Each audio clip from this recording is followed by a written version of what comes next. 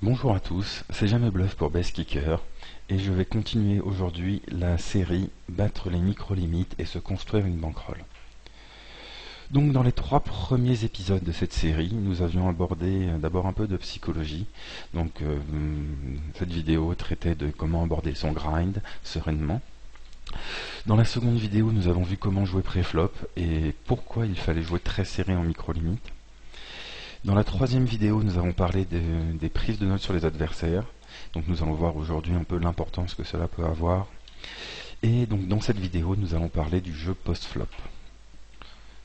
Donc le but de cette vidéo va être de détailler un peu les différentes situations auxquelles on peut être confronté post-flop avec notre range de main pré-flop et de voir un peu comment on peut jouer ces situations et essayer de raisonner correctement sur le jeu post-flop, de se poser les bonnes questions et d'éviter au maximum de faire des erreurs.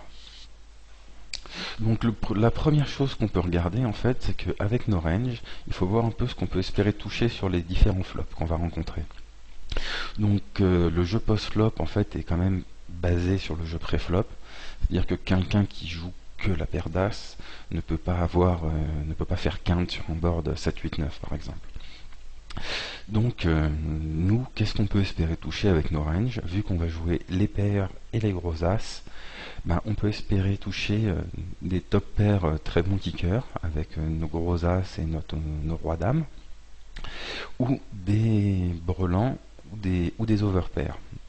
Donc ça peut être soit de très bonnes overpairs, donc les valets plus, ou des overpairs plutôt moyennes, avec les autres paires qu'on peut avoir.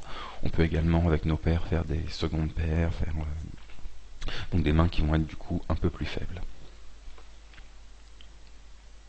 Donc la question à se poser maintenant, c'est comment jouer cette range là, donc une range qui va être top pair, overpair, brelan, dans les différentes situations qu'on peut rencontrer.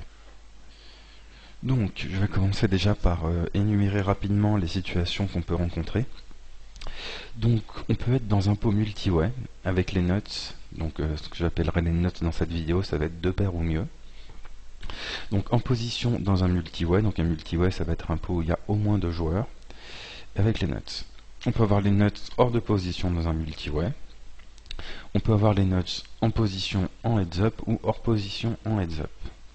Une autre situation, ça va être de se retrouver avec air complet, donc pareil en position multi-way, hors de position dans un multi-way, et pareil pour le heads-up. Ou on peut se retrouver avec une bonne main, donc une bonne main ça va être une bonne top pair, une over pair,